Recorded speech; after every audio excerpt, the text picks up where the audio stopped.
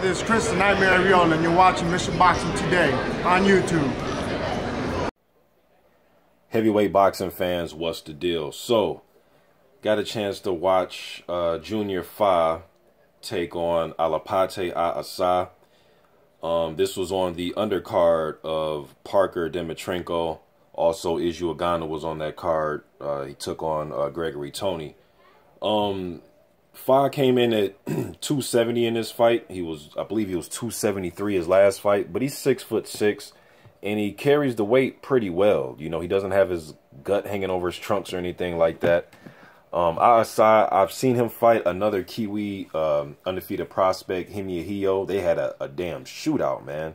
I know A'asa dropped Ahio in the first round, and then Ahio dropped him 2 times in the second round. So they had a shootout.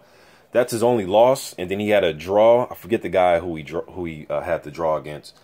Fa has a fight at the end of this month, and then he's going to have a fight in November and a fight in December. So if he goes 3-0 in his next 3 fights, that'll be 9 fights in his first year as a pro.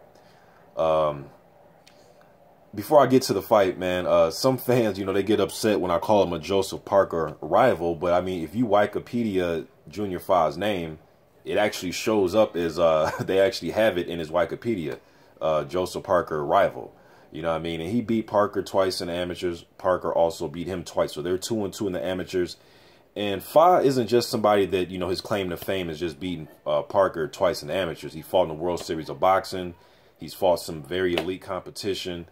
And he's won some silver and bronze medals and championships at the amateur level.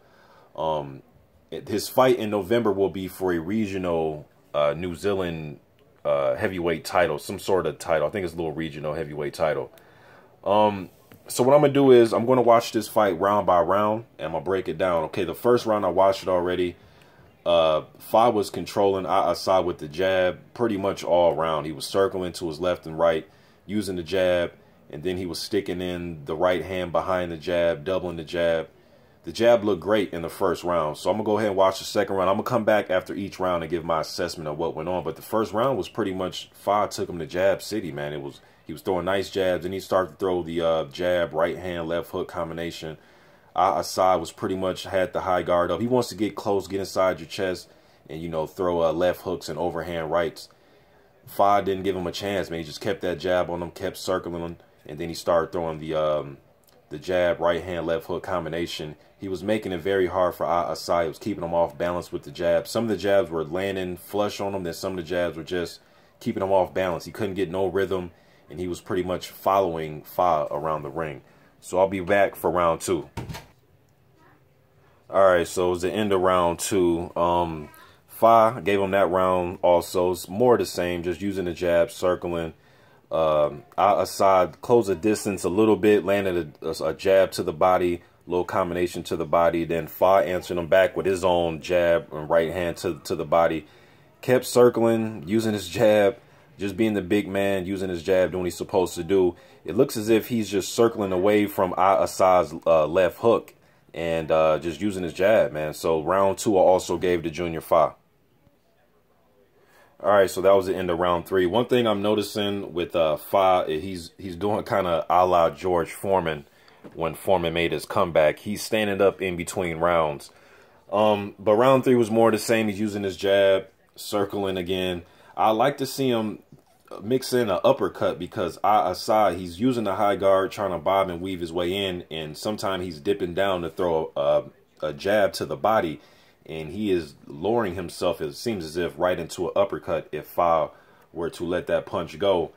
A'asa did land a couple of decent right hands, but he really can't get set to deliver anything significant, some type of power punch, because Fa is fighting on the move, and he is beating him, fighting on the move, using his jab.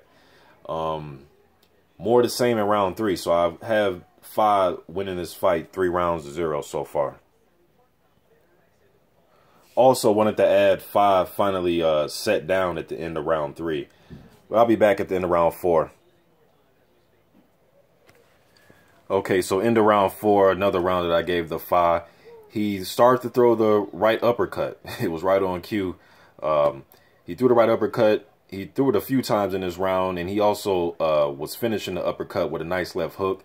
He was throwing some good combinations, standing toe-to-toe with A'asa, and he was just throwing the jab, right hand, left hook, right hook combination.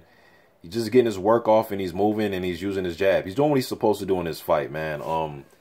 He's not really giving A'asa any type of...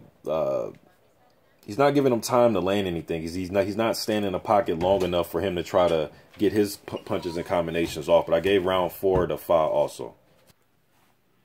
Okay, into round 5, another round that I gave Fa. A'asa, Fa's just too big, man. Even when A'asa tries to get close and let some punches go, when they're in close in the trenches, Fa just wraps him up. A'asa, he may land a punch or two, some left hooks, right hooks, but smothering his own work, and then he's just getting grabbed and he can't break the clinch. Fa, more of the same, using the jab. I'm starting to see he was throwing a nice little check left hook. He's changing up the speed on his right hand, his straight right hand. Sometimes he's trying to touch A'asa, and sometimes he's really sitting down on it. He's throwing a nice little left hook to the body. So I have Fa up 5 rounds to 0. All right, so into round 6, I gave Fa round 6 also. I had him winning 6 rounds to 0. The 6th round, I would have liked if A'asa would have just went for broke. And I know that's easier said than done, but just try to just wing over some right hands over the low left hand of Fa. Maybe, something could have happened, but he was pretty much in no man's land, meaning if he got too close, Fa would have just wrapped him up. And when he was on the outside of the jab, couldn't do anything. He couldn't bob and weave and get out the way of it. Fa was moving, throwing fast combinations. In this fight, I was impressed with his left hook to the body. He was finishing up combinations, throwing a left hook to the body. Whether it was a left hook, right hook, then he'll finish up with a hook to the body, or it was the jab, straight right hand, hook to the body. A few times I've seen him throw a double and triple jab and then left hook to the body. I've seen him throw the jab, uppercut, right uppercut, and then left hook to the body. He was finishing up a lot of combinations going with that left hook to the body. In his previous fights, he showed me some very good body work. So he's a good body puncher for a 6'6" guy. Usually when guys are that tall, they really don't go to the body all that often. But Fa really likes to find a home for that left hook to the body. He threw some right hooks to the body too, but he was really showing a good left hook to the body. He won this fight by unanimous decision. He has 3 fights in the remainder of the year. I know his fight in November is supposed to be the toughest of the 3. Like I said, it's going to be for a regional New Zealand title. But he will be in action the end of this month. I don't have the exact date, but close to the end of this month, he's going to be back in action, man. So hopefully he's 9-0 by year's end. I'd love to see him and Himia fight next year. I think that'd be a good fight. Fa, he's not fully developed yet, man, but I like what I see. And with the amateur experience and World Series of Boxing experience, man, I think he could make some noise, man. But he took care of business. I'm out.